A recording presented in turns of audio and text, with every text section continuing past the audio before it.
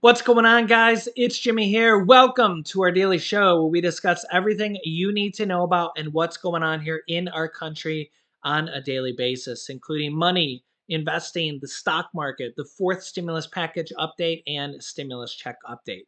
If you haven't subscribed to our YouTube channel yet, make sure to click the subscribe button down below. It's completely free to do so. New videos come out here every day at 10 a.m., 3 p.m., and 8 p.m. Eastern Standard Time. Also, thanks for hitting the like button for us down below. We have so many different states that are sending out stimulus checks, tax rebate checks, and are trying to pass even more checks and stimulus packages on the state level here. I'm trying to keep you guys updated with as many states as I can. So here we go. Let's jump right in. The state of Oregon is expecting a record kicker rebate to taxpayers in 2024. A record kicker rebate. Increased tax revenues are now predicted to deliver a kicker rebate of $3 billion to taxpayers in 2024. The size is likely to fluctuate before it's finalized. Yeah, the Oregonian reports that the economist Mark McMullen called the latest revenue outlook for the state's 2-year budget cycle, quote, nothing short of shocking. Like I've said, all these states and even the federal government now, they've all said that they're taking in more money than normal because the economy is speeding up. Unemployment is at a historic low. It's at like a 40, 50-year low. And this is part of the reason why inflation is so hot. And yeah, all these states are just flush with cash. Everybody is paying more taxes right now and sales taxes as well. The size of the kicker is likely to fluctuate before it is finalized in the summer of 2023. Quote, we really never could have imagined the sort of stuff we've seen in the last couple months. Oregon's income tax receipts this filing season means that a $2.3 billion increase in the general fund revenue compared with just 3 months ago. Wow, $2.3 billion increase just compared with 3 months ago. Wow. But the unique kicker tax rebate would return much of the money to taxpayers. The expected size of the kicker tripled since February. Listen, when I tell you all these states are taking in way more money than normal, here it is. There will be $427 million more for state lawmakers to spend in their 2023 to 2025 budget, but only if the legislature holds on to the money until then. Oregon's current 2-year general fund and lottery budget is $29.3 billion, according to the Legislative Fiscal Office. Oregon's unique kicker rebate, which would be a check, I assume, is triggered when tax revenues for a biennium comes in more than 2% above economists' forecasts from the start of the budget cycle. In this case, May 2021 revenue forecast. The state must return the full amount above the forecast to taxpayers. Personal income taxpayers already received a kicker rebate totaling $1.9 billion when they filed their returns this year.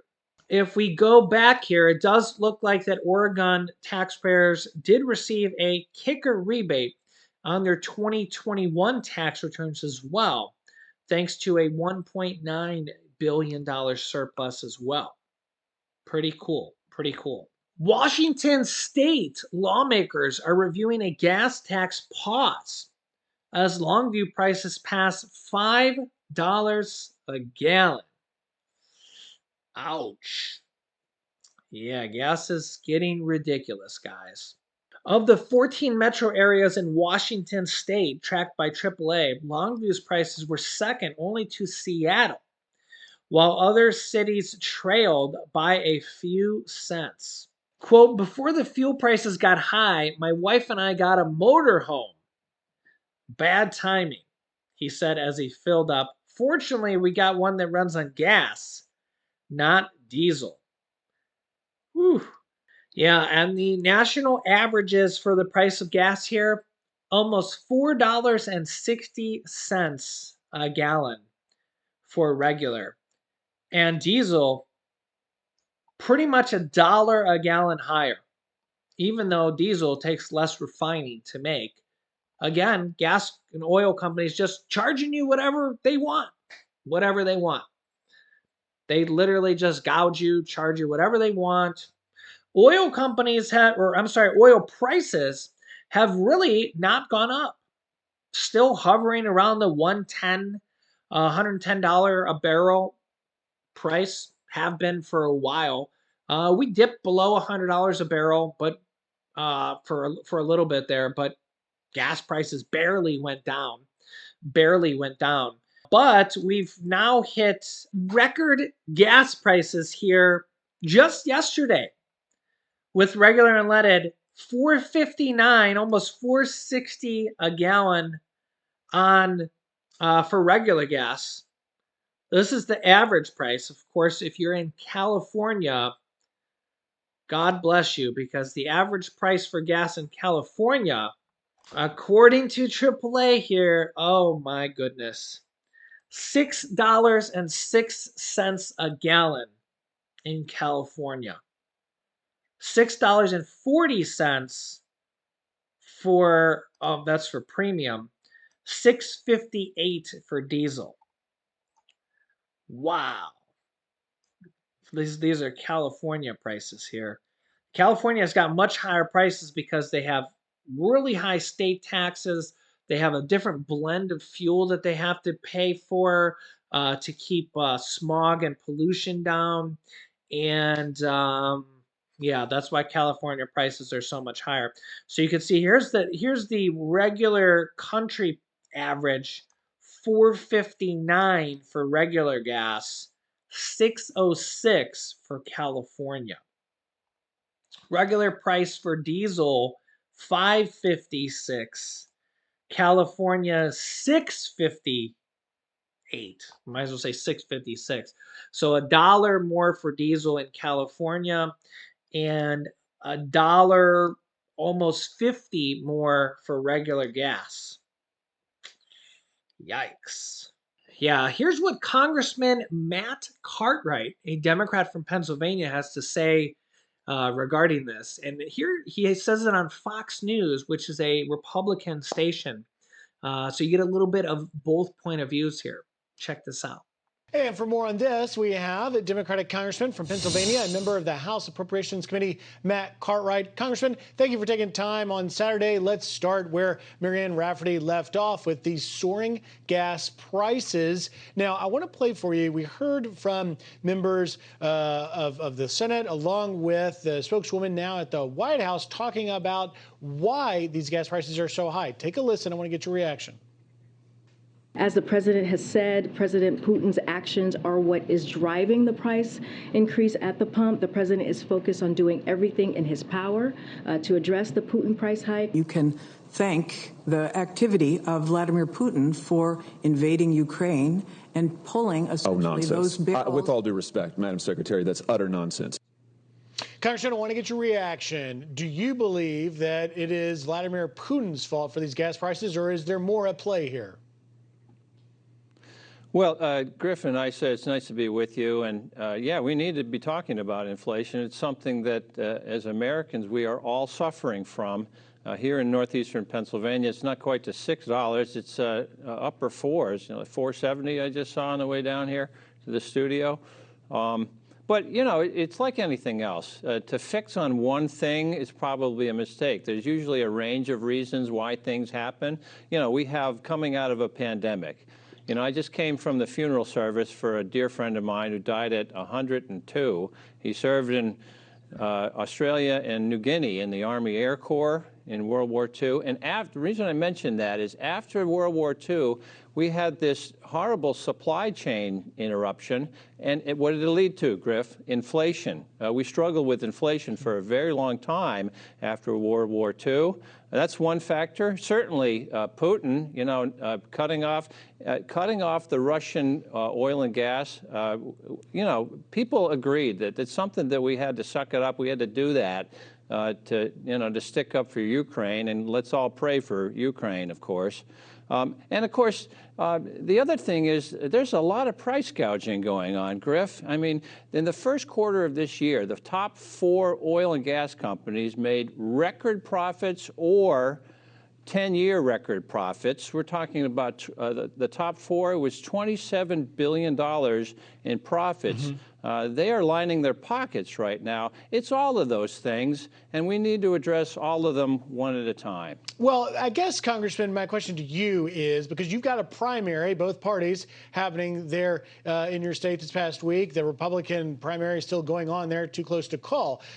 But this message coming from the administration and Democrats like yourself are saying that it's this 3-headed boogeyman, COVID, Putin, and greedy corporations that cause these gas prices. But there's indications that voters are just not buying that. Do you believe Pennsylvania voters are on board with that? Or do they also think that the policies of this administration are leading to these high gas prices and at worst not helping to solve the problem? Well, I think the key, Griff, is we need to talk about it and we need to tell voters the truth. And the truth is, all of the inflation that we're seeing, we're talking about better than 8% inflation, which is a lot across all of the consumer goods.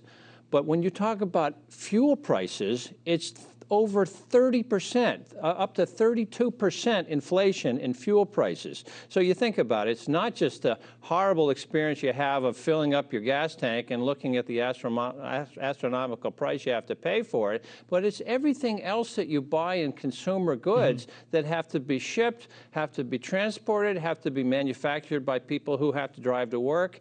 The fuel prices at 30% inflation is just commanding the inflation across the board. And that's why I was proud to vote for the consumer price fuel anti-gouging legislation that we did this week in the Congress. It gives the FTC the power to investigate and to fine fuel companies that are overcharging and profiteering and gouging the American consumer. And in California, the $400 rebate check or stimulus check, whatever you want to call it, pretty much the same thing.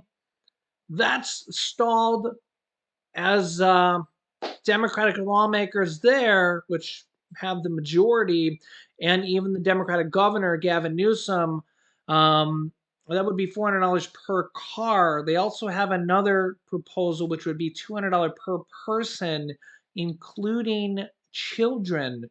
That's stalled basically because they can't decide on what they want to pass, how they want to pass it, and they're just kind of stuck in gridlock on the state level for California.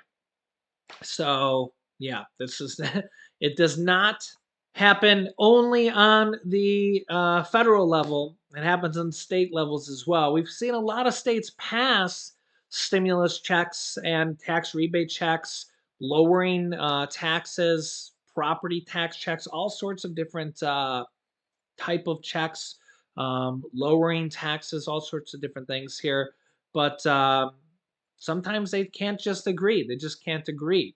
So yeah, let me know your thoughts here. I'll keep you up to date here with everything. Make sure to subscribe down below to our YouTube channel. It's completely free to do so if you haven't done so yet. New videos come out here every day at 10 a.m., 3 p.m., and 8 p.m. Eastern Standard Time. You can click here to see a bunch of states that have already passed stimulus checks and a bunch more that are in the process of it. And here is a nice video I just did on Social Security raises as well. So click on one of those videos next. Thanks for watching, guys, and I'll see you in the next video.